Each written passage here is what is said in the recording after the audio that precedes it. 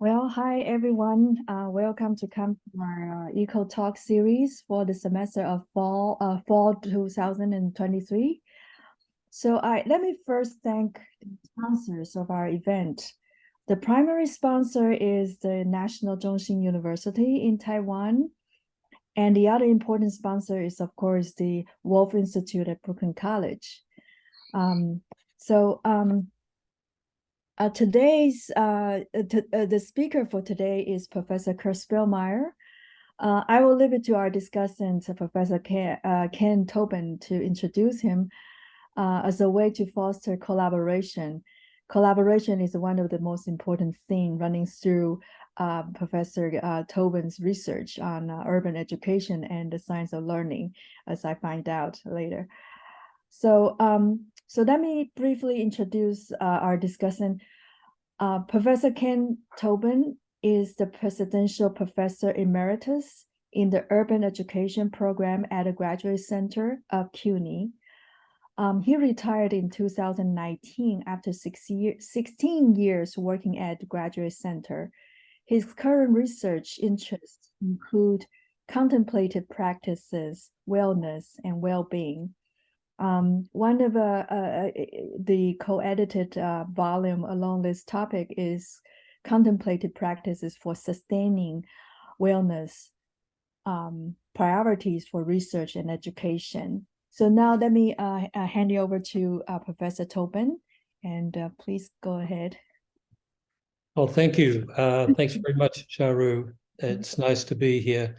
It's my honor to introduce Professor Kurt Spillmeyer. Kurt is a Zen teacher and professor of English at Rutgers University, quite close to where I used to live in New Jersey. So nice to see you and meet you, Kurt. Kurt is a professor of English at Rutgers, and he wrote The Arts of Living, Reinventing the Humanities for the 21st Century, New Humanities Reader, and Common Ground, Dialogue, Understanding the Teaching of Composition, and he won an award for that. So he's done a lot of things in his field, in English and humanities.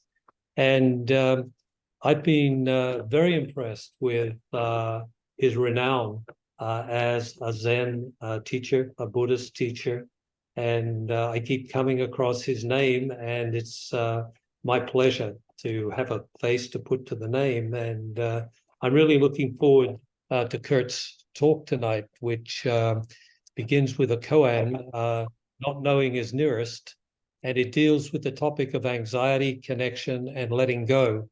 So there's much to learn here and much to discuss. So welcome, Kurt.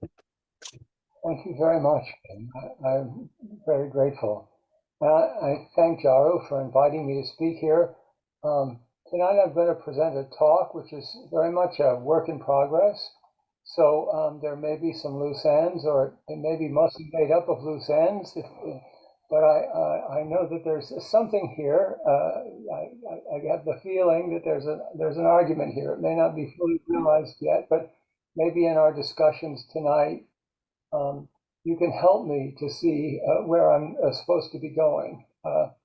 So from the title of my talk, you might have guessed that I'm going to talk about the problem of eco-anxiety, and I'm going to make the case that something like meditation is a palliative treatment for eco-anxiety. So the idea is that anxiety is a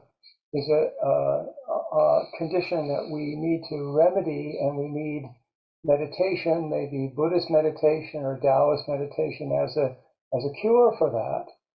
And my feeling is that if that were the case, if it were simply the case that as all this bad news rolls across the transom, and we hear about this and that in terms of environmental deterioration, if we just do some meditation, that will solve the problem. But I actually think it's more complicated than that. The more I have worked on this question, the more complicated it seems to become, and hopefully my talk hasn't become so complicated that it doesn't make sense anymore. But let me go ahead and jump in and present sort of an alternative view to the one I just presented. Now, about a month ago, the New York Times featured a report that it called a Europe Dispatch. It's a sort of a regular feature of the New York Times Europe Dispatches. And in this particular Europe Dispatch, it posed a question, and then it followed the question immediately with the answer. It said, how do we feel about global warming? And then the answer is, it's called eco-anxiety. You know, when you first see that title, you might feel like, okay, to read this story is to feel at last, after decades of denial, you know, the crisis had finally hit home, right? So eco-anxiety is here, it's going to cause a change, and so on. And here's what the report said. Italy, the reporter affirmed, was in the grip of extreme heat waves, hellish wildfires, and biblical downpours. And the reporter described, and I'm quoting, a nerve-wracked young Italian woman who wept as she stood in a theater to tell the country's environmental minister about her fears of a climactically apocalyptic future. I personally suffer from eco-anxiety, Georgia Vasaperna, 27, said, her eyes welling and her hands fidgeting at a children's film festival in July. I have no future because my land burns. She doubted the sanity of bringing children into an infernal world and asked, aren't you scared for your children, for your grandchildren? Then the Minister of the Environment for Italy, his name is Gilberto Pichetto Frattini, started crying in front of the whole audience. He said, I have a responsibility towards you all, he said, visibly choked up. I have a responsibility toward my grandchildren. So, you know, the article evokes this terrible moment when everybody's fully aware of what's happening, including the, you know, basically a major government figure. And it ended the article by saying Europe is a continent on the verge of a nervous breakdown. But, you know, actually nothing of the kind is true. This was like a page 2 news in the New York Times, but actually nothing, this is not true. Europe is not on the verge of a nervous breakdown. The report I just read appeared on September 16. Okay, that's about a month ago. Today's headlines, which I found on a Google search, include these. Remember, Europe's on the verge of a nervous breakdown. So here's the headlines for today. Southern Italians stick with student life as jobs hard to find. A pilgrimage in the heart of the Italian Alps. That was also an article in the New York Times. Migrants struggle to meet basic needs after arriving in Italy, surveys show. And finally, Roberto Saviani faces defamation verdict for remarks about Giorgia Meloni, who is the prime minister. In other words, even Miss Vasaperna and Gilberto Frattini have pulled themselves together and moved on to other more immediate problems, some of which might seem equally urgent and upsetting right now. In July of this year, the hottest month ever recorded, the daytime temperatures in Rome reached 107 degrees Fahrenheit or 41.8 centigrade. But you know, yesterday, the highs were 85 or 24 centigrade. Warm, but not out of the normal range. Apocalypse postponed, and calm has been restored. See. Notwithstanding all the conferences, journal articles, and news features about eco-anxiety, I would like to suggest that our problem isn't that we have too much of it, but that we haven't nearly enough. And in fact, we will never have enough, and we can't count on anxiety to save us.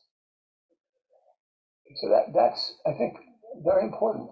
And that's because, why? That's because our cultures, our institutions, and our own mental habits all contrive to restore us as quickly as possible to a state of relative calm and placid indifference. The most important work of consciousness is to sort out an overwhelming onslaught of information, selecting some bits and deflecting much, much more. So we're getting like this constant flow of information, and what consciousness does is to mostly push most of it away and select small amounts of it, and then combine those little bits to create repeating patterns or regularities. That's how consciousness works. And it's what the great Mahayana Sutra, the Lankavatara Sutra, calls vasana, or energy habits, right? We create these patterns, but most of consciousness is about screening out, not bringing in. Precisely because these patterns that consciousness forms repeat themselves, the patterns acquire over time the appearance of solidity and permanence, even though everything is always really changing, as the Buddha never ceased to point out. And he identified the attempt to resist change as the fundamental source of our suffering. So consciousness itself involves a kind of prejudice in favor of continuity and consistency, which is really absent in reality, but it's the way consciousness works. Although the Buddha largely confined himself to an analysis, you could say a phenomenological analysis of consciousness, we today are in a position he didn't look at culture and institutions, but we today are in a position to look at culture and institutions and see that not just our own minds, but culture and institutions are also deeply invested in preserving the appearance of permanence, or at least continuity. Cultures, in other words, also select and deflect information in ways that eventually produces suffering. And they do indeed produce suffering. Although we want to believe that over time, with the accumulation of knowledge, our world becomes more and more predictable and subject to rational control, the historical record will not bear that out any more than recent developments do. And just a few days ago, we had this assault on Israel and Israel's response. None of this was foreseen and predicted, right? At the very moment when we, humankind, know more than we ever have before. Right now, humans know more about the world, about the universe, than they ever had before. And yet it has become routine to acknowledge the very real possibility of our own extinction. So those two things go hand in hand, and they're not supposed to, but they're the result of what I'm talking about, our bias in favor of consistency, okay, and continuity. Even climate scientists can't keep up with the increasing unpredictability of the world that we ourselves have created through rational planning. So NOAA, the atmospheric and the climate science branch of our government, reports, for example, that in 2023, the U.S. has seen a record number of ecological disasters costing more than $1 billion, all attributable to climate change, but also impossible, even with all our sophisticated tools, to have foreseen and prevented. This is because not only individuals, but entire societies have a cognitive bias in favor of permanence and continuity. Thanks to technology, the sum of all human knowledge, this is what experts say. They say right now, what we know, what the human community knows, doubles every 18 months, and it's going to continue to grow. But But even the growth of knowledge is unpredictable and uncontrollable. It doubles in ways no one can predict. Our cultural systems, in other words, prove to be just as uncontrollable and mysterious as the natural world we sought to control. But we have responded to this problem with ambivalence and even denial, and we have turned with increasing desperation to big data and AI.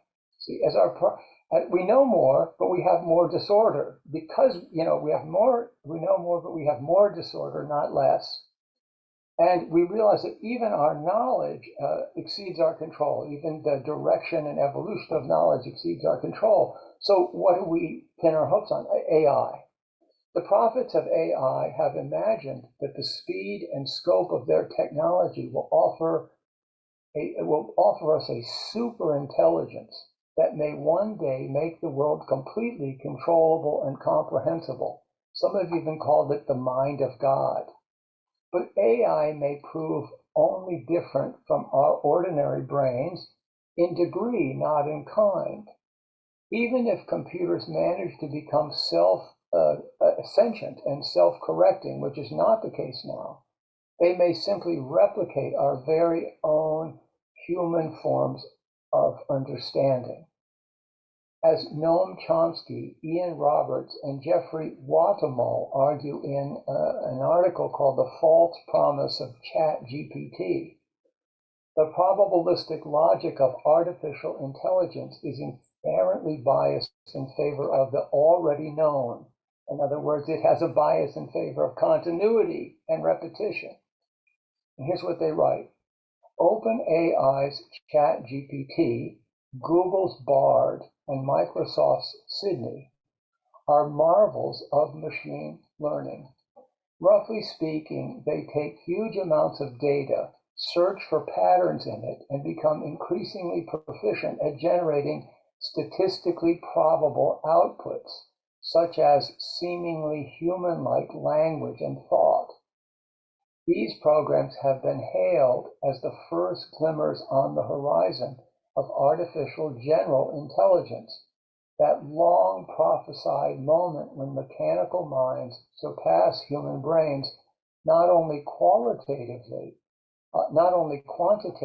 in terms of processing speed and memory size, but also qualitatively in terms of intellectual insight, artistic creativity, and other distinctly human faculties. But they don't accept that proposition. What AI cannot do, they argue, is to stop making sense. That is, to explore possibilities that lie outside the range of certainty, probability, continuity, and repetition. The human mind is not, and here's what they say, the human mind is not, like ChatGPT and its ilk, a lumbering statistical engine for pattern matching, gorging on hundreds of terabytes of data and extrapolating the most likely conversational response or the most probable answer to a scientific question. On the contrary, the human mind is a surprisingly efficient and even elegant system that operates with small amounts of information. It seeks not to infer brute correlations among data points, but to create explanations, to say not only what is the case or what was the case, but also what is not the case and what could never be the case. Those are the marks of true intelligence. So in other words, in order to understand the world more fully, we need to step outside the boundaries of what we call knowledge, truth, and even reality. This process of stepping outside such boundaries and entering a zone of uncertainty or not knowing is a central concern of Buddhism in general, and in particular the form of Buddhism that I practice, which is Chan or Zen. Let me just say briefly, that the Buddha was very interested in the not knowable or the unknowable. Even in the earliest sutras, the Buddha talks about meditation, a process of meditation that gradually, step by step, moves beyond like sensory information, discursive thinking, and finally it enters a realm that he called shunyata, or zeroness. Shunyata, or zeroness, is the unknowable, or it's outside the boundaries of certainty, not knowing. Absolutely crucial to Buddhist tradition, and regardless of the school. And I don't think the significance of this has been adequately understood.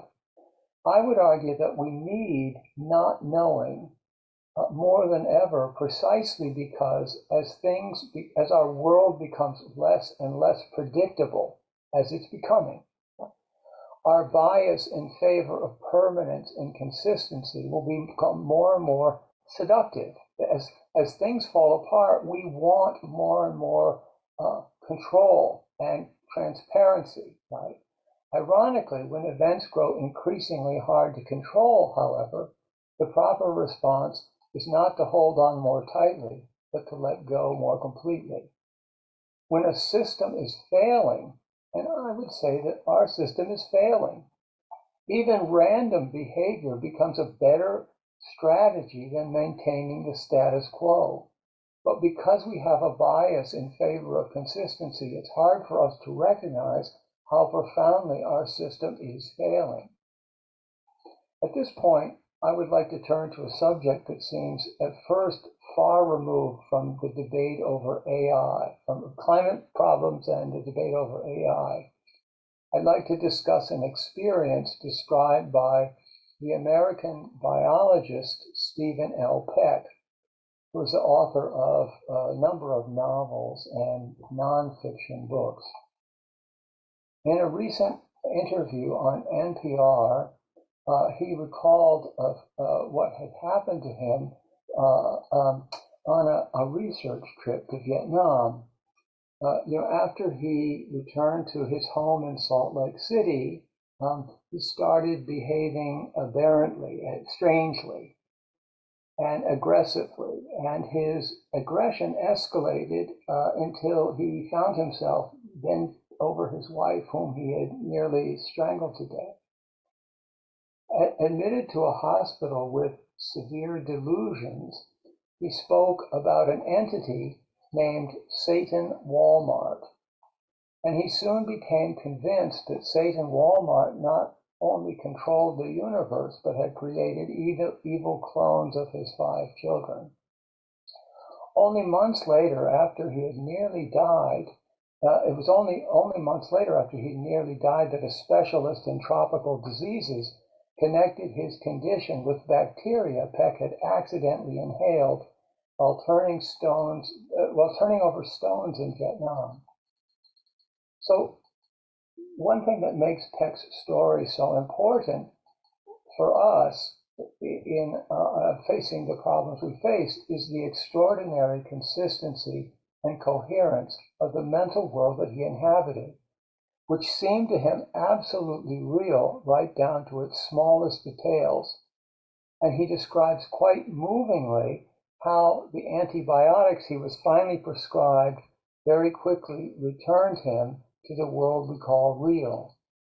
But the persuasiveness of that alternate world that he inhabited for so many months left him in a place he would never have imagined.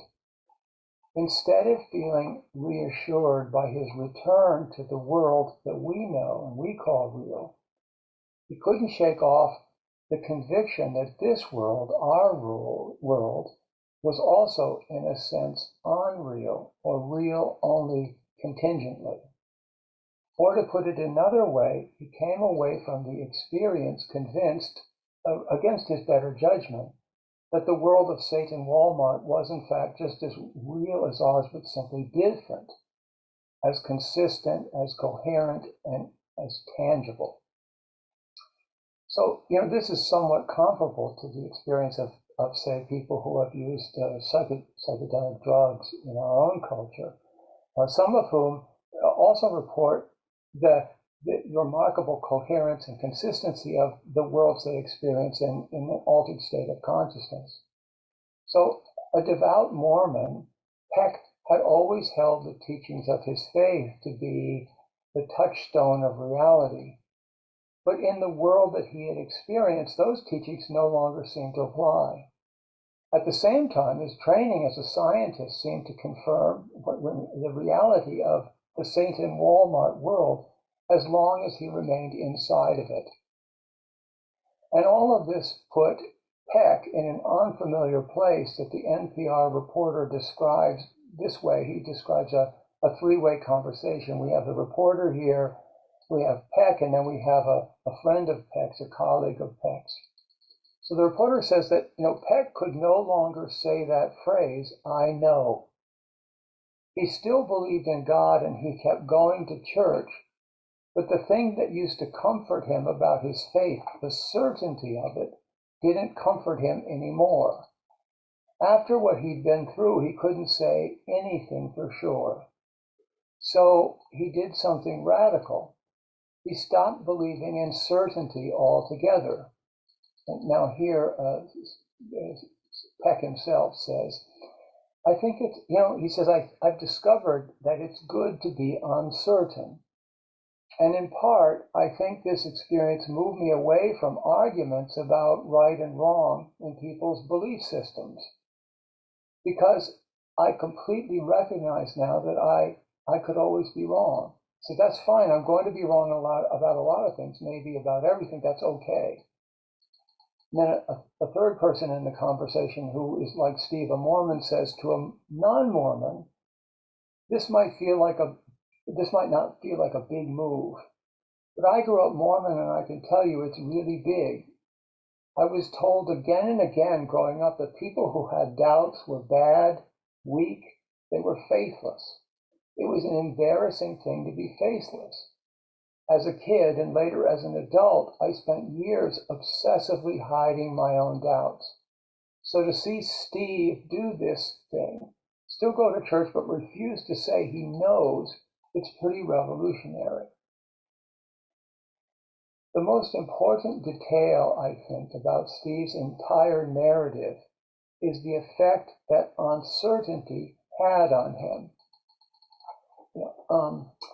Knowing that absolutely nothing was real, or a better way to describe it is that he understood that multiple realities exist and that none of those realities can claim to be the reality, made him powerfully aware that nothing mattered more to him than his connections to others. So I think this is really the most important payoff of this story. One thing that's important is that we assume that we can solve our problems like global warming, by having more knowledge, basically we may not realize that more knowledge isn't really what we need. In fact, one possibility is that the more we know about these problems, the more disconnected we feel from the world around us. And going through this terrible experience of, you could say, experience of alternate reality, and then realizing that no reality is absolutely real, or that all realities are absolutely real, left him in this place where his immediate connections to others became the most powerful thing in his life. So I just want to turn now, hold on just a second, let me see, let me find the screen share. I'd like to just share something with you. Okay, this, in the Zen tradition, we have something which are called koans. And basically, koans are, you could say, tools for meditation practice. Traditionally, people are assigned a koan by their shifu, or their teacher, and they have to go into a deep state of concentration, samai or ding, and then they basically repeat a key phrase in the gungan, in the koan, as you would a mantra. So it's a meditation tool, right? So this is from a collection of koans or Zen enlightenment stories called the Book of Serenity, and the koan goes like this. There's a very famous Zen teacher named Dijong, and he is speaking to another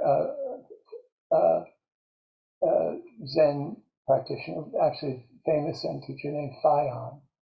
So Dijong said to Fayan, "Where are you going?" And Fayan said, "Around on a pilgrimage." Dijong said, "What is the purpose of pilgrimage?" Fayan said, "I don't know."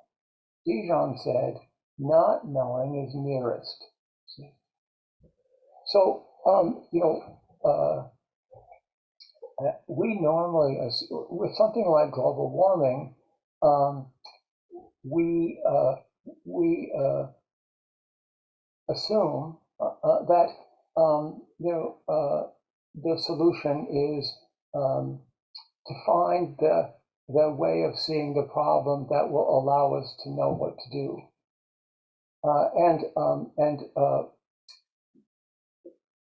Zen tradition would say, actually, we don't know what to do.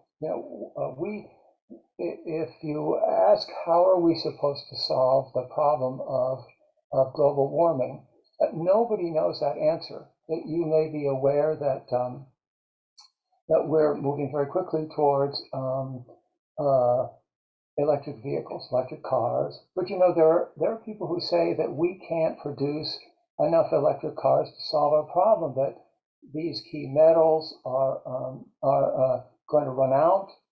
That we are the world we're imagining right now isn't really attainable or achievable. And the truth is that we don't know how to solve this problem. And instead of seeing this as a brick wall that we've come up against, we need to understand that in a certain way our not knowing is our greatest asset. When we in the Zen tradition sit down on a cushion, and we enter, we go into the mind, we go down through the layers of the mind, and the first layer of the mind is like discursive thinking, and the second layer of the mind is like emotions and memories. You finally get to this place which is absolutely empty. In Zen tradition, this is called Mushin. Here in this koan, it's called not knowing.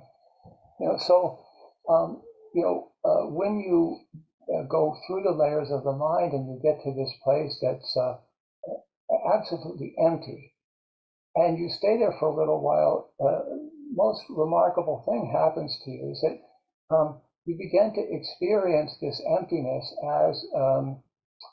as deeply purifying, deeply liberating. And when you open your eyes and you get off the cushion and you step outside, you experience the world in a completely different way. You begin to experience you feel automatically as though all of the things that were separating you from the world around you are gone now, and you have this immediate intimacy with everything around you. This is like a central principle of Zen practice. Not knowing is the deepest form of connection, and knowing is always going to separate us from the object of our attention.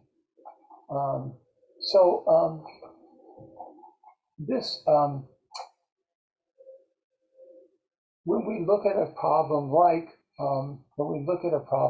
global warming,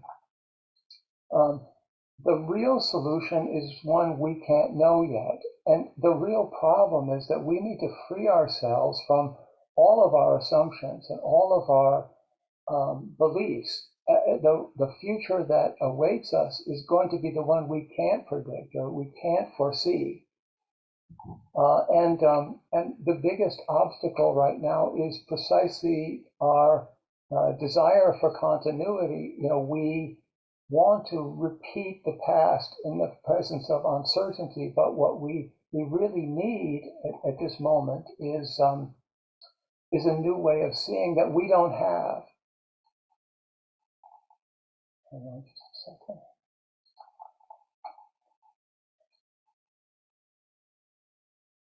So I just want to go back to the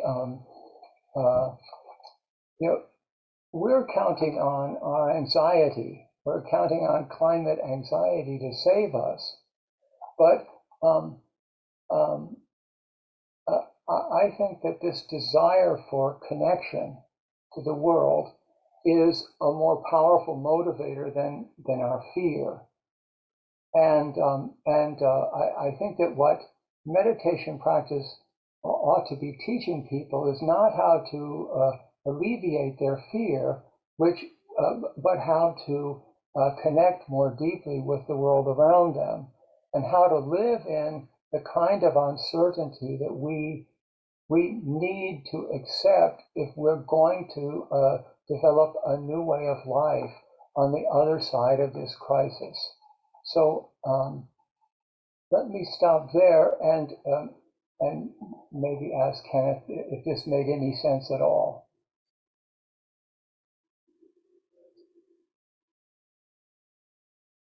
Thank you very much. Yes, it made sense. On one level, it made a lot of sense, and on another level, no sense at all. So I'm kind of just caught twixt and between. Actually, I loved the presentation, and I'll work my way into it all. Let me just start that so I don't go over 8 minutes. I always go over 8 minutes, so. I love the way that you use stories throughout your presentation. I thought the stories really helped me to come closer to an answer of, yes, it makes sense, from the stories in Italy right through to the stories of the multiple realities, which I think these are all very interesting aspects of what you're talking about. I think that some of the other really important things that I got from your talk, your phenomenological kind of view of learning from experience, I think is powerful. You didn't use the word contradictions, but you spoke a lot about contradictions being, the partner of the consistency kind of thing. And I think that's another powerful idea. And the idea of connecting to what, and I think that has to do with intentions in some ways. So if it's an intention to resolve a problem, which in itself I think is problematic to resolve a problem, but let's just use the words for a moment, then the connection would be how close do you get to understanding that problem and, I guess, to solving it in the end.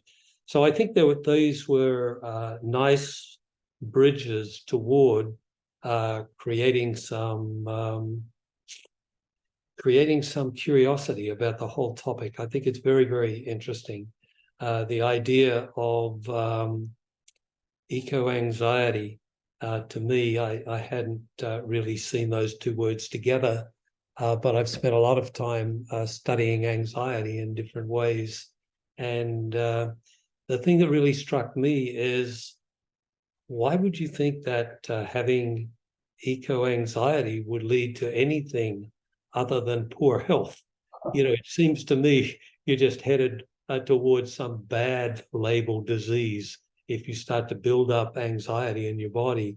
And so you mentioned Taoism, and I have done some work with Taoist acupuncture. So I've been learning a little bit about the complementary channels and classical acupuncture.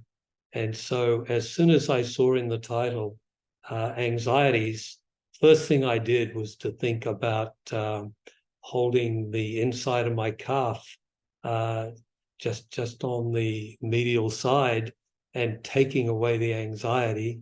Or in Jin Shinjutsu, which is a Japanese art, they hold the thumb to take away worry. And always the idea is that if the body comes into harmony, then you won't have the buildup of emotion and things like that. So I found that all very interesting. The idea that even that problems can be solved. I've kind of developed the practice of referring to problems as projects with the idea that they actually appear to be resolved from time to time, but there are always contradictions. And so just when you think, we've got this sucker, there are contradictions that are produced which drive further and further inquiry. So all of these things came from your presentation, Kurt. I think it's very, very interesting. For me, I've never studied Zen Buddhism. And when I came across Jaru's paper on the cats, I think that was when I first met you, because you featured in that chapter with her cat, as I understand it. And she talked about Derrida and so forth, and it kind of made sense. But the whole idea of the koan and what to do with the koan, or even how to say the word koan, was a bit of a puzzle to me. And the thing I like about it is that it's something that you can just sit with. And I think that comes back to your very powerful idea about not knowing brings you closer to the to where you need to be, I suppose, is the way to say that. To me, doership or doing is probably the flip side of that, because if you are a person who has to be trying to, or to use pretense to be something that you're really not, then once again, I think you make yourself sick. And by creating disharmonies in the body, so the energy flow in the body doesn't flow in the way that it's supposed to, it gets disorganized, or it starts to build up, or it goes in the wrong direction. And before you know it, you've got some kind of a problem. So they were the kind of things that go on in my mind. The resolving of this big issue of climate change, or maintaining balance in ecosystems, I think we're probably headed to the realization that nothing is permanent, and certainly not human life.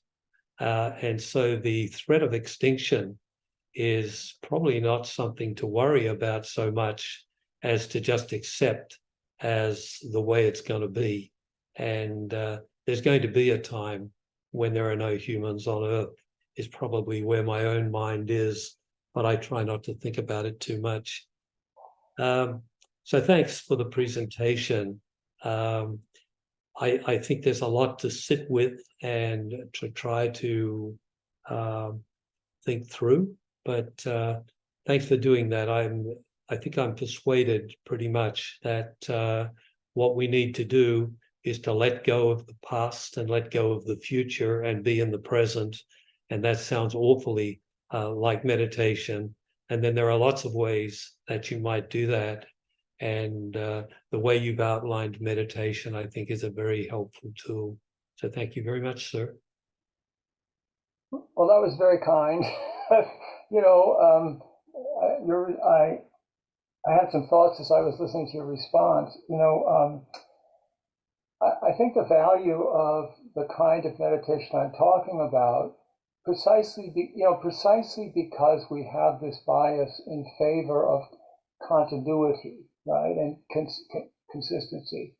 It's very difficult for us to do anything new, right? I mean, it's interesting, you may know the word samsara from Buddhism. In Buddhism, Yeah. the word samsara is translated as like unhappiness or suffering, but it really means, literally, it means going around and around in a circle. And, basically our bias in favor of consistency means that we just repeat the same behaviors, even when they're not constructive or not productive. In fact, when they fail, we repeat them all the more readily, right? So it's very difficult for people to step outside of that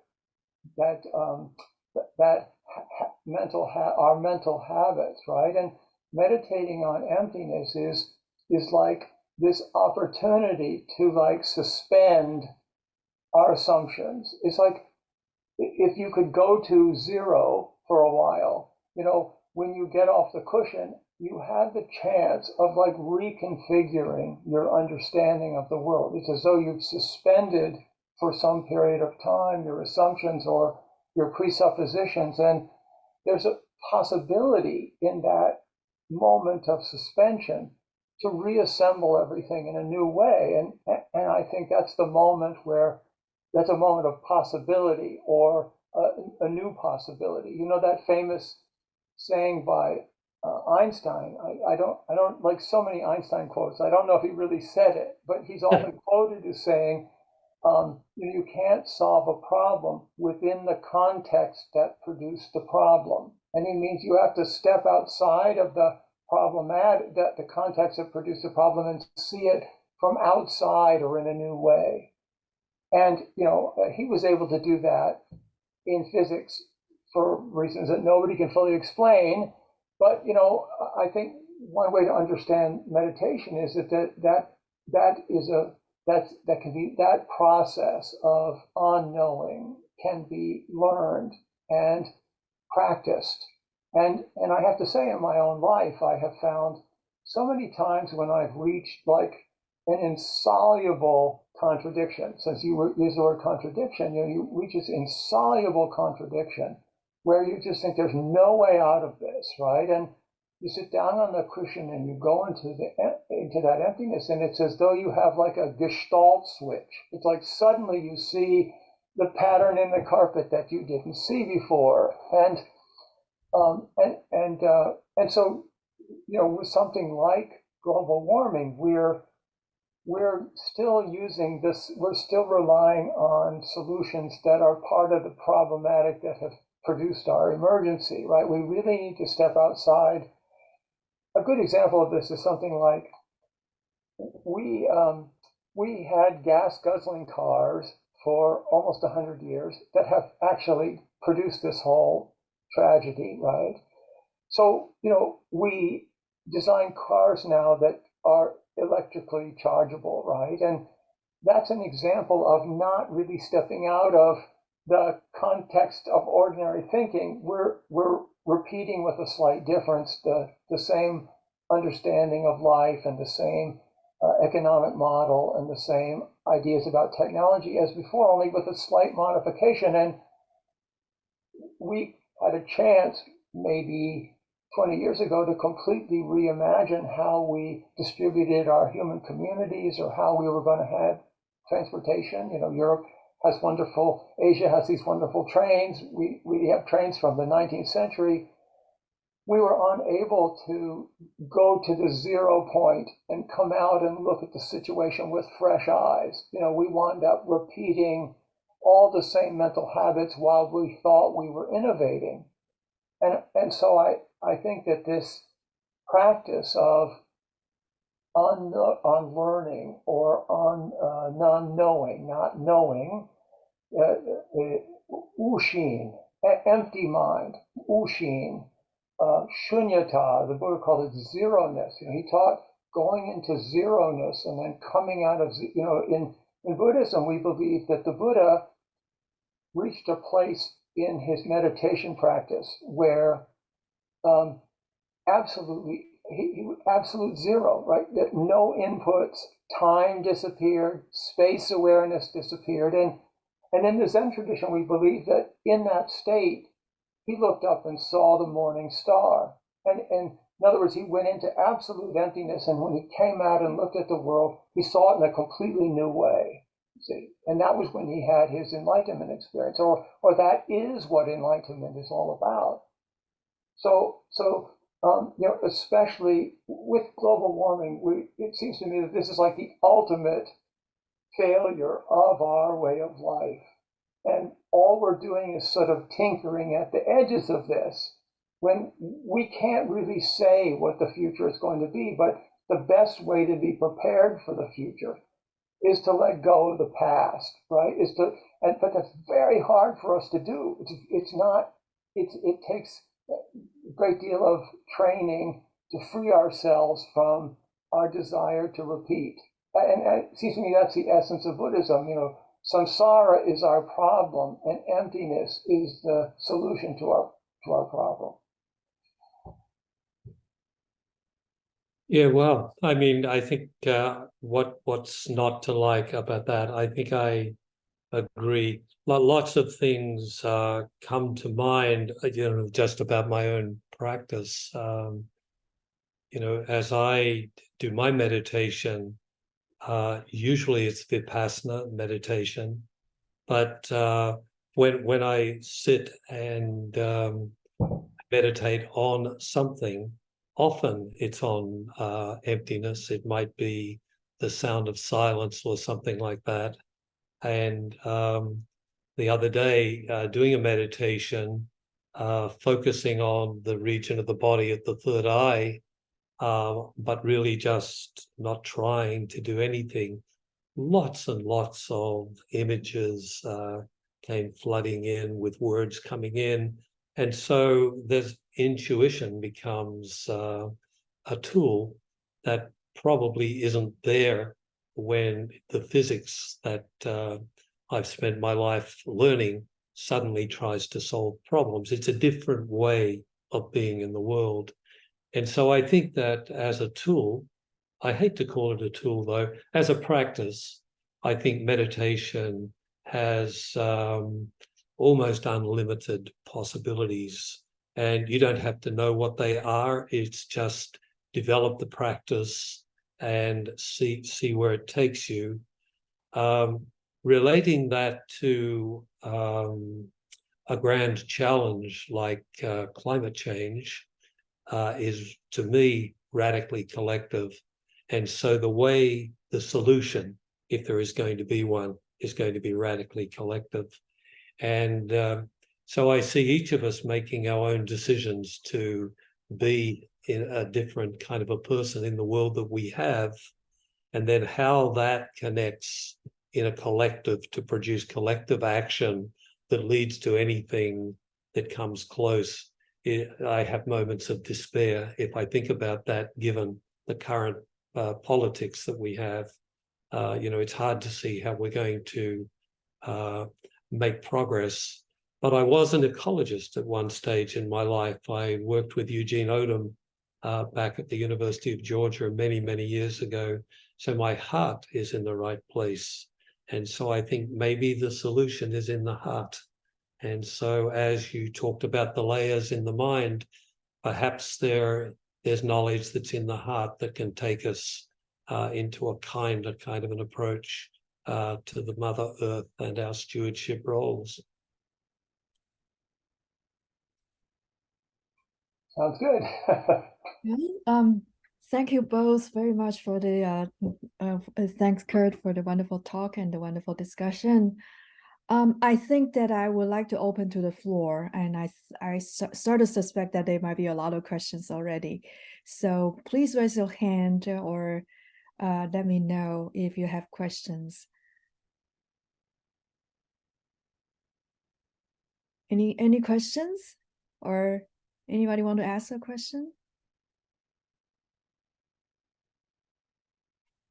Okay, so if you still need time to think about it, and perhaps I will start with one question. when we, I just want to give Professor Spellmeyer a chance to talk about mindfulness practice. What is the role if because this is a dominant form or a very popular in the mainstream Western culture. This emphasis, the emphasis on the mindful aspect of the meditation practice. So how do you see this kind of practice as a way to work through or not our current crisis we are encountering? Is it helpful or not, in your opinion? Well, I think it's complicated, right? Because mindfulness is really. I think mindfulness is a wonderful practice that's sometimes misunderstood, right? So, one way that meditation can be practiced is simply to stabilize the mind and focus on the present moment, right? And sort of rest serenely in that stable state.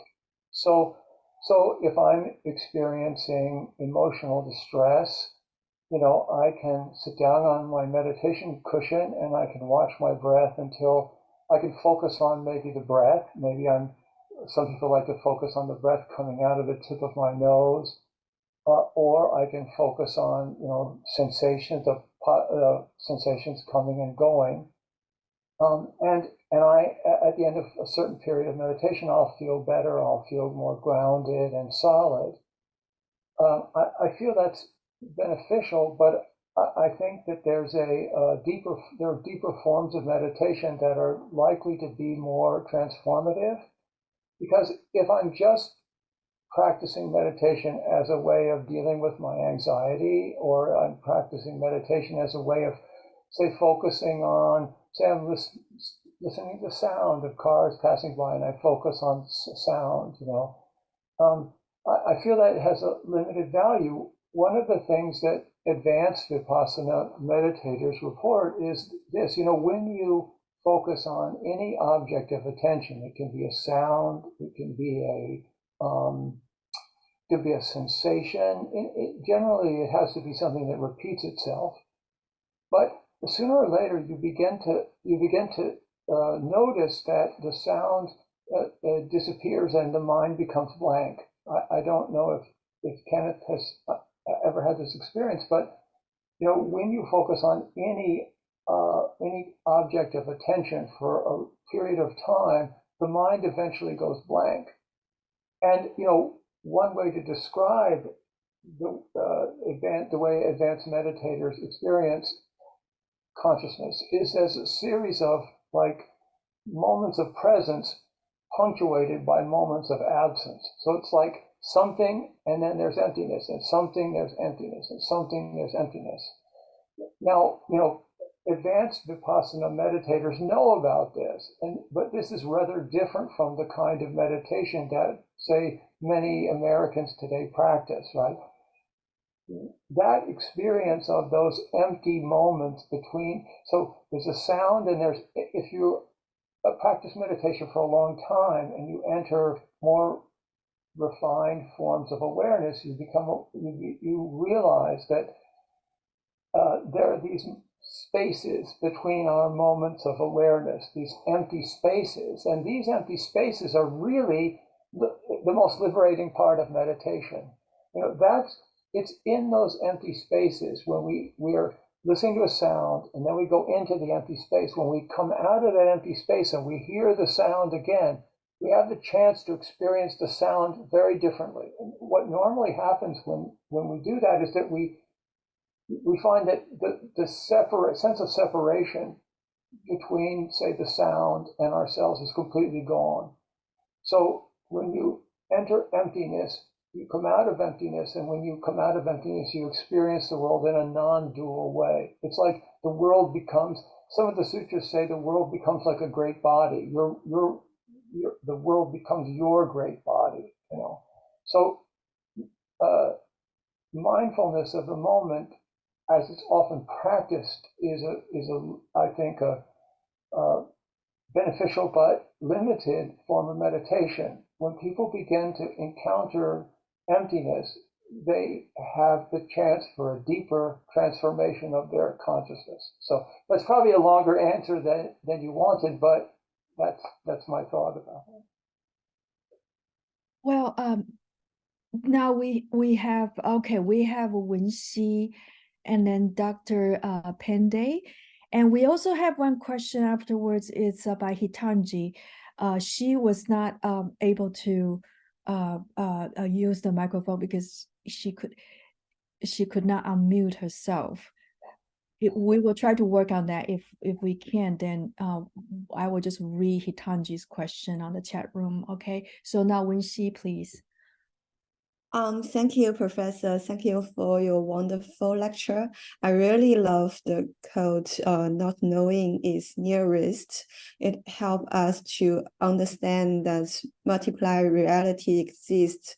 So we would know that how important to be open to different ideas and different realities.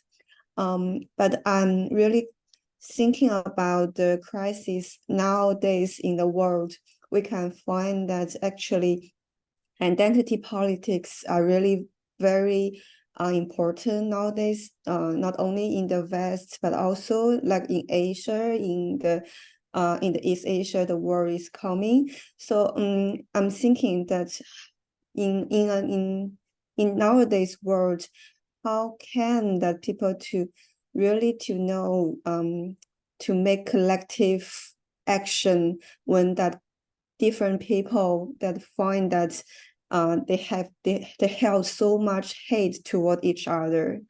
So I really want to know what are you thinking about those kind of things, and what's your position toward identity politics?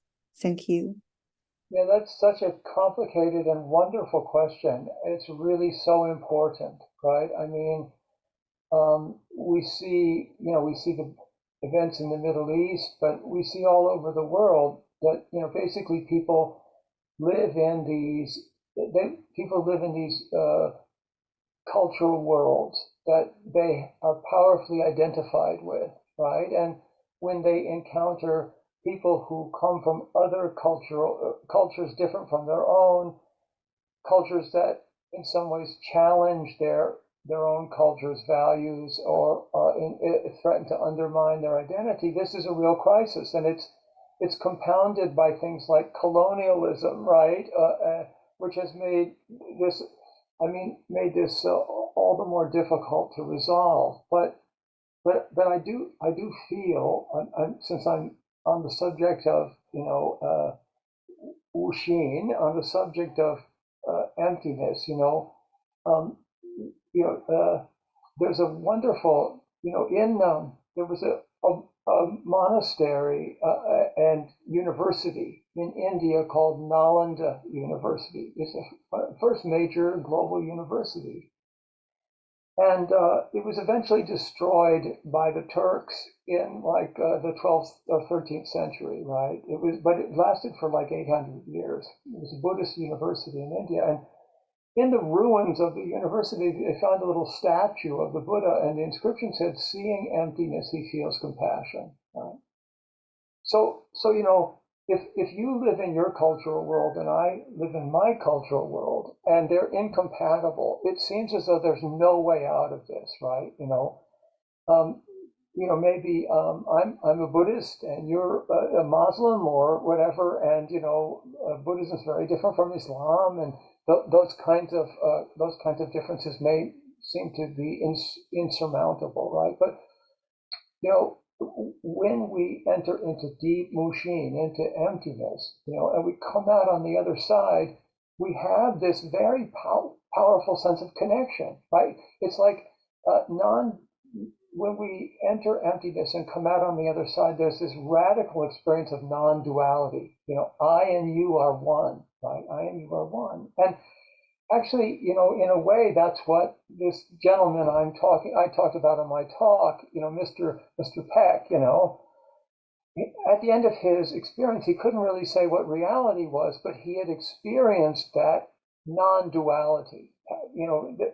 Going from world to world to world put him in a kind of openness. And in that openness, he experienced others as self, other as self, right? So I think this is really the hope for the world, is that we can somehow, I think, understanding is very valuable, but even intellectual understanding doesn't really remove these obstacles. I think we have to go to a level deeper than intellectual understanding and even emotional sympathy. I really think that emptiness, when you pass through emptiness, you experience radical non-duality. And that is, I think, the solution to this problem that you're describing, right? But it's challenging because it means you have to give up everything, basically, to get there, right? In terms of our histories and our language and our culture, we're different. But on a deeper level, on the level deeper than ideas, we are the same. And when we enter emptiness, we experience that sameness, that connectedness. I don't know if that answers the question or not. Thank you so much. Yeah, you really help. Okay, thanks. And now let's move to I forgot who is the next one. What is it, Dr. Pendy? Do you have a question? You raised your hand, right? Let's see. Okay, let me go down the in order. Hitanji, can you talk now? Hello, can you hear me? Yes, please. Yeah, so I just had a question about when you said emptiness is a solution. I was wondering if you can give like some simpler examples of like where and how it can be a solution, because I just had a hard time wrapping my mind around that. Yes, I mean, I'm primarily speaking about meditation practices, right? So it's quite common in certain traditions of meditation to enter a state in which, basically all thinking stops, right? And the mind is simply empty or blank, right? That happens to us sometimes in everyday life as well. So for example, you could be very troubled by something.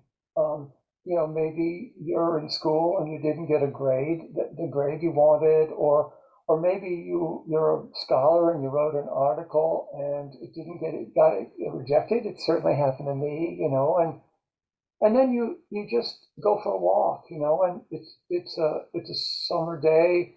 You go for a walk and you start walking, and all of a sudden, you turn and you see this tree in flower, and your mind is absolutely thoughtless. Right? I mean, this happens to people. They may not realize, oh, my mind is absolutely thoughtless, but in those moments, it's as though thought has stopped and we're simply present in the moment in a thoughtless state. And people cultivate this. I mean, some people like to go running, like to jog, because, when you're jogging, you enter this thoughtless state of pure presence in the moment, but the mind is absolutely empty. Or, there are people like that.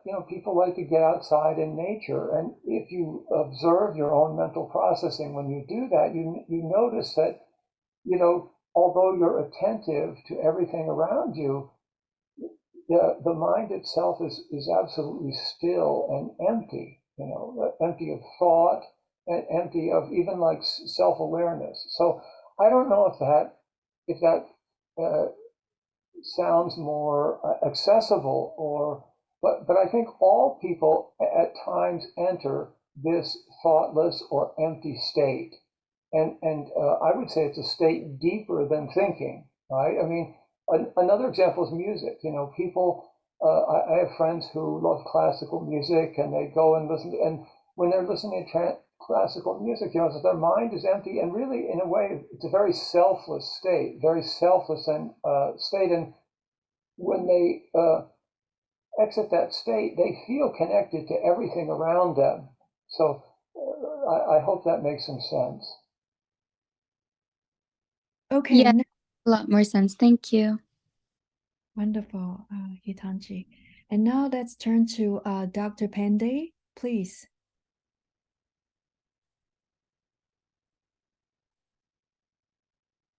Namaste, Ken and everyone. Namaste, Kurt. Lovely to thank you for inviting me to this session today. I mean, this is a very common concern to everyone. So, eco crisis is so pervasive all around, but it has only become the concern of academia all the time.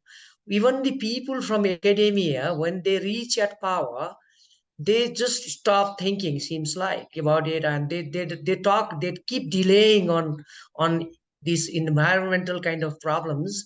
So people from this area, from the like global north, actually, we are so concerned. Developing nations, the people, we are very much affected, all that, and academics know that, and still we have been working on it, we have been very concerned on it. So don't you think like we even need more pressure, or what kind of pressure do you think, or what kind of solution? I mean, urgent, there is an urgent call, so what kind of solution you would like to suggest to everyone? I mean, like people like us who are in their 40s, 50s, all that, what can we do? Thank you. Yeah, that's such a complicated question. I mean, it's one of the things that makes it complicated is that, I mean, I have a good friend of mine who just passed away. He was a Sri Lankan Tamil, right? And he was a biologist. We used to teach together at Rutgers. You know, when he was his field was sustainable development, right? So you know, he worked in India and he worked in Sri Lanka on sustainable technologies, right? And one of the things that his team came up with was like a solar oven, right? And he said that you know they had come up with this oven that was very inexpensive to construct, and it could be used in all kinds of settings. Nobody wanted a solar oven. They wanted an American style oven, right? That was the status.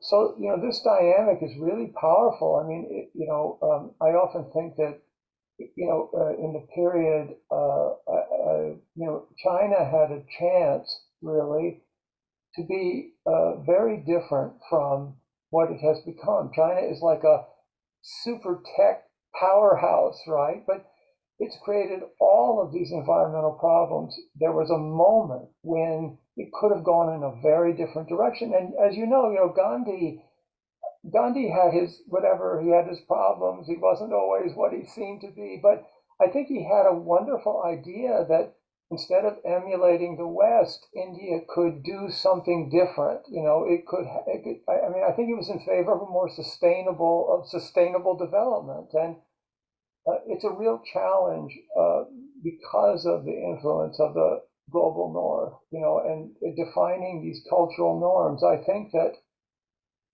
you know, to the degree that people outside of the global north can be more skeptical about the solutions that the global north has come up with, I think that's really would be better, actually. You know, I don't know if that makes any sense, but you know, thinking differently about, you know, you do find places where you know there are places like Kerala. Kerala has been really sophisticated in many ways, you know, politically and socially, and also environmentally. And I think part of that is they've been willing not to emulate, you know, global north models of development and so on. So I think having a more critical attitude towards the success stories would be a good thing for much of the world, if that makes any sense. You know? Yes, it's perfectly. Thank you so much, Professor. Yeah, thank you very much. Yeah. Okay, the next person is Salma. Salma, please. Understood. Okay. I have a question. So, when when you start like doing the meditation for Buddhism, and um like how do you know that the progress that you're doing is not going on waste? I'm having a hard time understanding Like, your, maybe you could type your question because I yeah, can't, yeah, I don't know sure. if it's just me or. Yeah, I agree. Yeah, yeah. So, okay, so there's like Buddhism, like when you start meditating, does it like approach everyone like the same, or does it like approach everyone different? And how do you know that, like, how do you know that you're starting to get into the level of mindfulness, and like the progress that you're doing is not going on waste, that you're going on and on? Yeah, I mean, it would be good probably to practice with a meditation teacher who's quite experienced. Because when people sit down to meditate, the mind is actually really complicated, you know, and so trying to do it yourself is very difficult. And we all have a certain degree we have a tendency not to always be honest about where we are in our practice. So having a teacher who can say, well, here's what you need to do next would be very helpful. It's very hard to tell where you are in your practice on your own. If basically, it's probably impossible. So I would just recommend studying with somebody who's a qualified teacher. Just as you can't be your own psychotherapist, you really can't be your own meditation teacher. You need somebody who has a external perspective, who's very experienced in cultivating awareness and who can give you pointers. That's what I would say right now is find a good teacher, and that person can guide you through these different stages in your practice. Let's switch to Youting. Youting, yeah. Can you hear me? Yes. Sorry, my camera isn't working, so I won't be able to show my face. Thank you. First of all, thank you for Professor Meyer, your wonderful talk. My question, actually, not sure if my question makes sense, but I'm still gonna throw it into our discussion and hope you can shed some light on this this question. My question is, in the context of emptiness, or in the context of wuxin, should we consider this global crisis, or whatever it is, global warming, for example, should we consider this crisis a problem at the very beginning? I mean, should we even consider consider it as a problem? I mean, since I agree that, well, probably we should not claim to know the solution of this crisis, and it is also probably not feasible to think of this some kind of scientific solution, or accumulate more knowledge in order to solve this crisis. But your talk also makes me think about, well, since this more knowledge leads to, anxiety, this kind of eco anxiety and even desperation. So should we even give it this status of a problem at the very beginning, or should we just treat it as a phenomena, for lack of a better word, that that has to be worked away in our practice of meditation? Yeah, that's a wonderful question. It's really an important question. I mean, you know, something like for most people do have eco anxiety, I guess, to some degree, and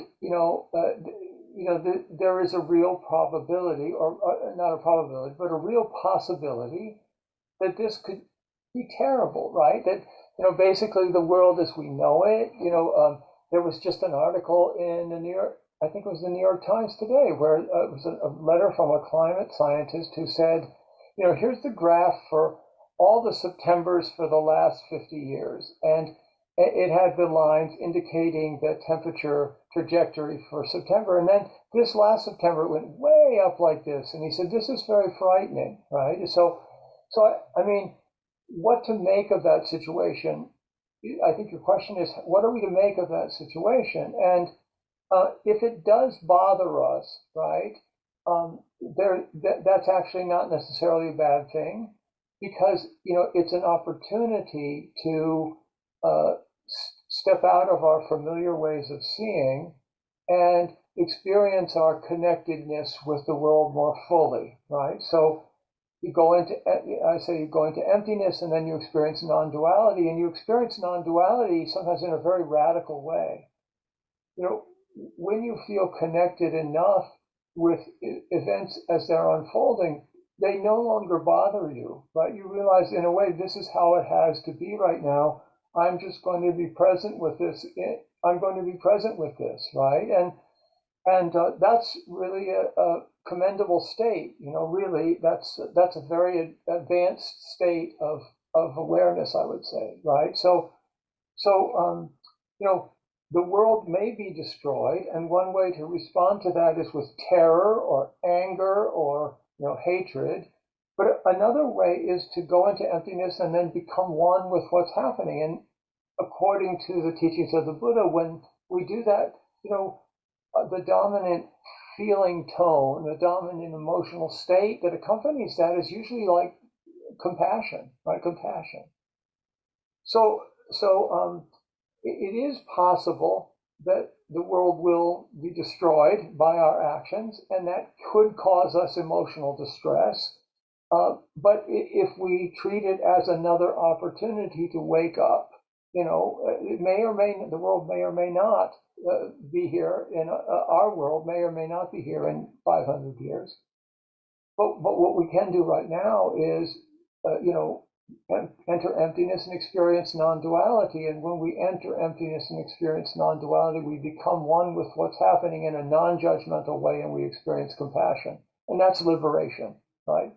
So if I understand your question, you're saying, do we have to be upset about this? And the answer is no, absolutely not.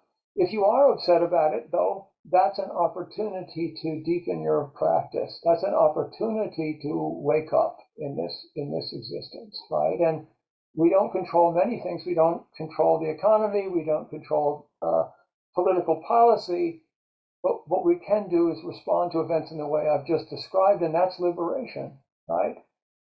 So causes and conditions are always an opportunity to deepen our experience of reality. And when we do that, we feel liberated, because we are liberated.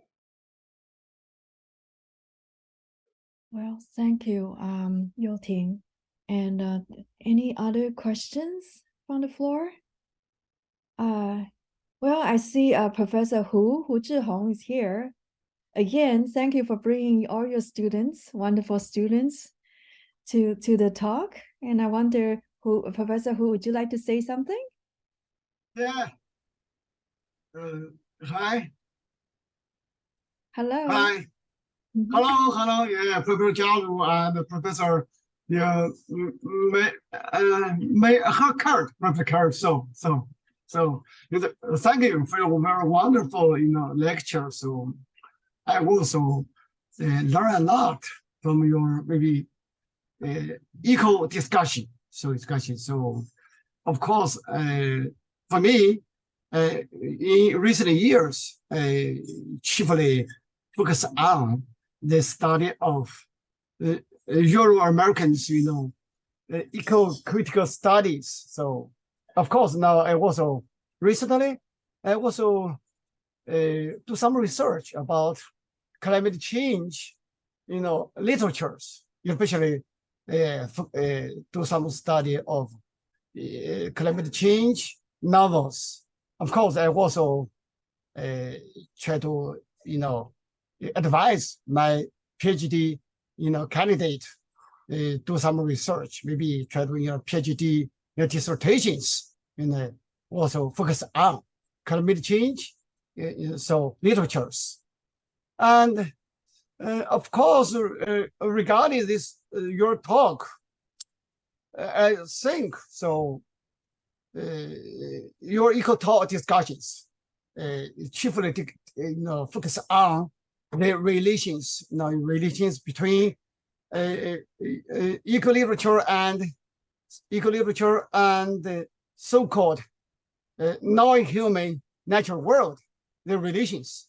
Of course, in my opinions, our eco-critical studies also deal with the relations among humans, especially the relations, different races, even different states, because due to the difference, because the economic level of development.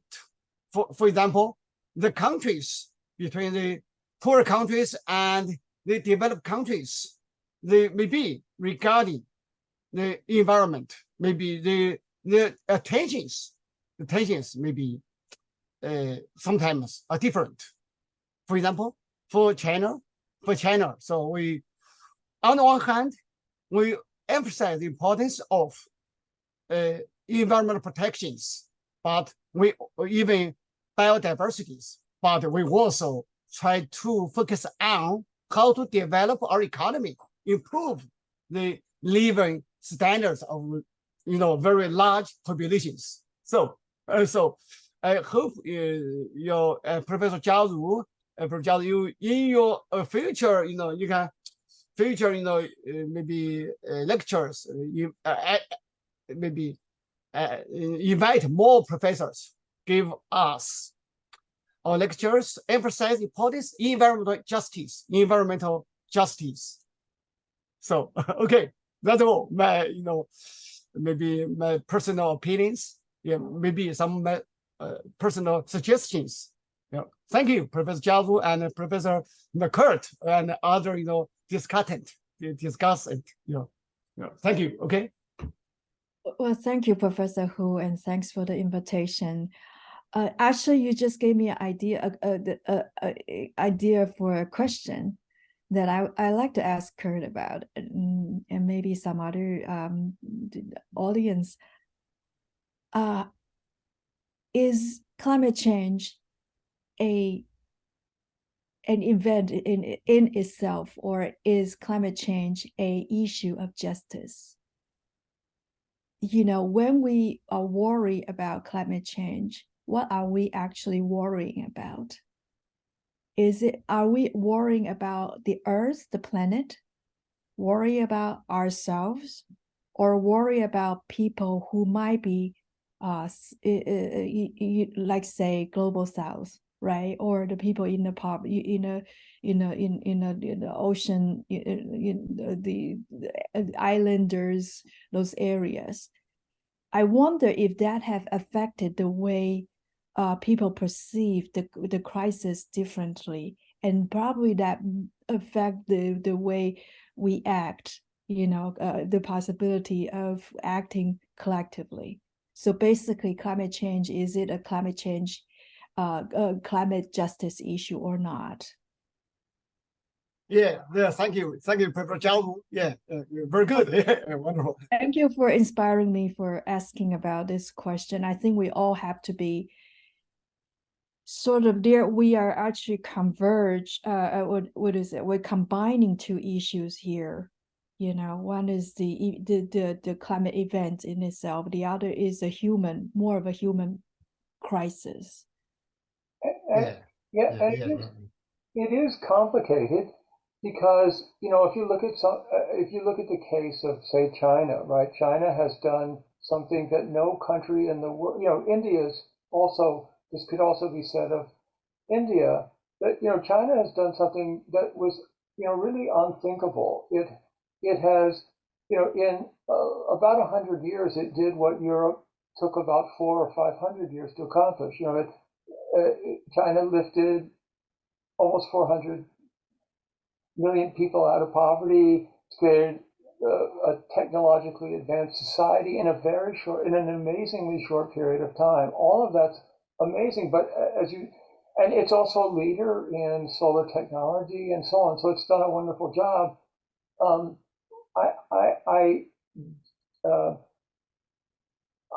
I wonder, however, even though all of that's wonderful, I wonder, however, how much of that,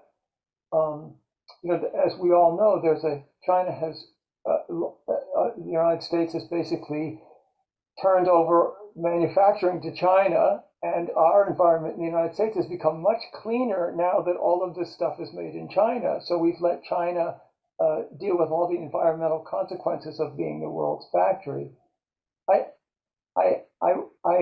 think Chinese people should be so proud of what they've done, which is unparalleled in human history. Nevertheless, I sometimes wish that China had been more skeptical about the Western vision of progress. Maybe it couldn't afford to be. But, China has become probably the most technologically advanced country in the world. Maybe Japan is in that same league, and that's commendable, but at a great cost to its environment and even to the health of its people. So the intersection of colonialism and environmental degradation and historical, all these things come together in the question of the environment. I wish China had been able to be, maybe couldn't have because of Western intrusion or Western interference. I wish it could have been more skeptical about the Western idea of technological progress, which has now become a problem for the entire world. The Western vision of technological progress has pushed us to this crisis, and Chinese culture has a long history of valuing nature in a way that the West never did. So I don't know if that makes any sense, but I think it's a complicated issue. China has succeeded in so many ways at a game that in some ways the West created. And I hope Chinese people look back at their own traditions and look more skeptically at some aspects of the West. Yeah, well, thank you, Kurt. And I wonder if with climate change we're dealing with a new issue or the old legacy of Western modernity and imperialism. So is it a totally different? It's just because of the nature of climate change is so different from other immediate violence. Does that necessarily means that now we are dealing with a postmodern, or this is just another example, probably the most extreme example of modernity, the idea of the progress, right? The belief in techno or capitalism, right? And actually, we have a very interesting question here on the chat. So I wonder how Kurt would try to answer this question. And I think it's very legitimate here. Letting go emptiness, could we just pretend that nothing is happening around us, no crisis? Yeah, pretend. I don't think pretending is a good idea, but in a certain sense, nothing is happening around us, right? I mean,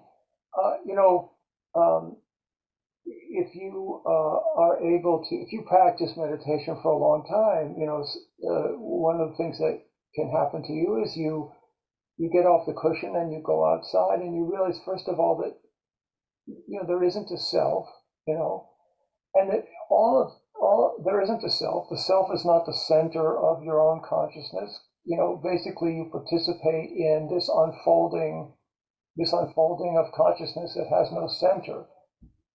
And you realize everything is just happening, according to laws of cause and effect. Everything is just happening, right? And you're present with it happening, or you're arising from, you're like a wave on the ocean. and the ocean just keeps churning out waves, and you're a wave on the ocean, right?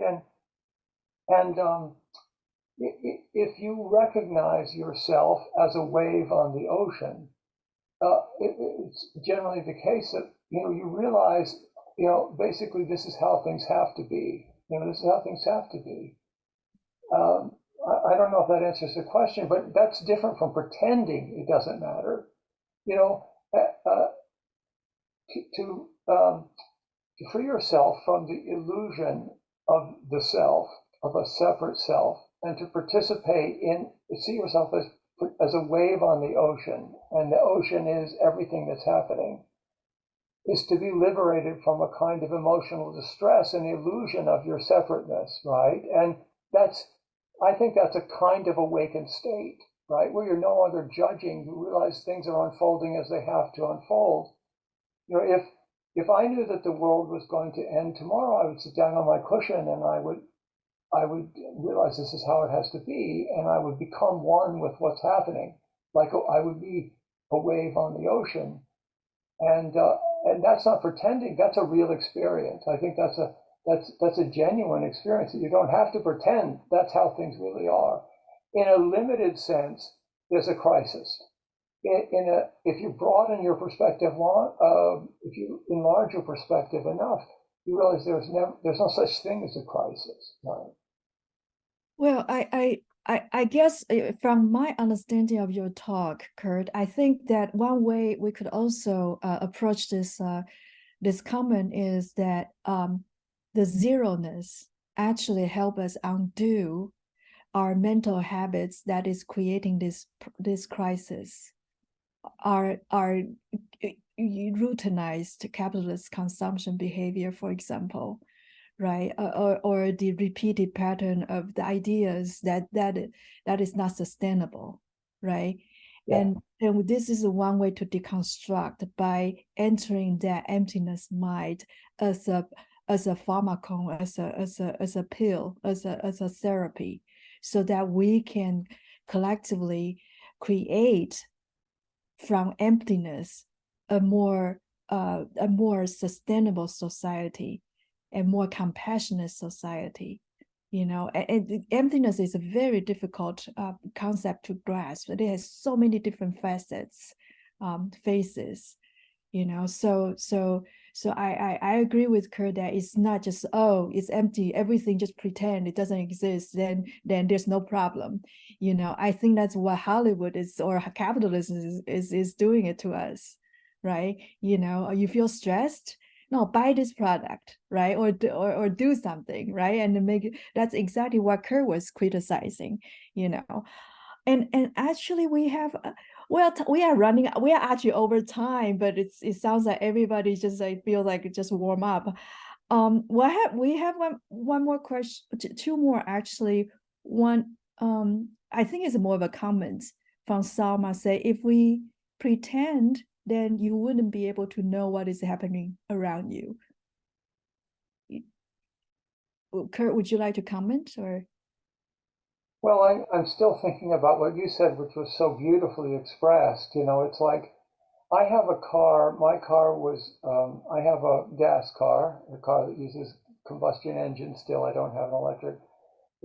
I think I bought it in 2005, right? So it's 17 years old, right? And it doesn't look like a new car. It would be possible for people to feel real emotional distress over driving an old car. This is like how consumer capitalism works, right? So, the car becomes tied in with my self-esteem. I might worry about what my neighbors think, or I might drive to work and think, what will my colleagues think? People will think I'm unsuccessful because I have an old car, or that, cars are tied in with identity. All of this is how capitalism works, right? Basically, if you can free yourself from that conditioning, which is not easy, but which I think is one of the benefits of meditation, is to free yourself from that conditioning. You stop being manipulated by a society that's highly manipulative, right? That uses yourself, basically once you buy into the self is the way you are manipulated, right? So, anxiety about the self and other people's opinions of the self, that is the motor of capitalism, right? And once you begin to experience selfless states, you're much less susceptible to that kind of manipulation, right? Anyway, just a thought. Okay, thank you. And we have a beautiful comment from Freya. Once you practice the meditation, your mental habits begin to change, and you will not behave in the same way as people did before. Therefore, the world will change in a positive way, so that the world is not the old one with all the crises. And now we have another person, Anna. We should not attach to our minds to for some reason with to material things. That's correct. Yeah.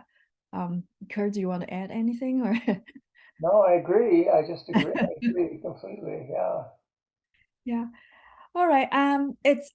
We are over time. So it's 11:40 now. It's quite late in New York. We really need to let Kurt and Ken go. Thank you so much for coming to the talk today. And we will have another one on Asian American literature and pop culture on November 11th. And the last talk for this semester is by David Loy, a Buddhist climate philosopher and activist. His talk will be on December 1st. So please do come back, and thank you very much. And hopefully I'll see you next time. Okay, bye.